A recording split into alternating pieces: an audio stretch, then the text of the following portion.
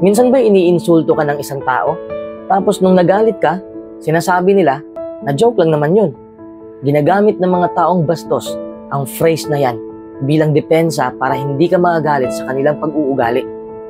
Kapag kasi nilagyan ng joke sa huli, mahirap nang tutulan ang ginawa nila. Kasi ikaw pang magmukhang masama dahil binibig deal mo raw ang sinasabi nila na biro lang naman daw yun. And of course, there will be times when you get offended by something that really was intended as a joke and was not intended to be hurtful. This doesn't apply in those instances. Hindi ka rin obligadong tiisin o tawanan na lang yung sinabi nila porket may joke sa dulo. Dahil dito, dapat mo na silang layuan. Dahil ang masaktan ay sapat na dahilan na yon. At kung tunay mo silang kaibigan, igagalang ka nila upang hindi ka masaktan. At kung totoong biro man yon, tapos nasaktan ka, alam nila kung paano mag-sorry at hindi na nila uulitin yon. Tandaan po natin na hindi lahat ng tao ay nakakasakay sa biro.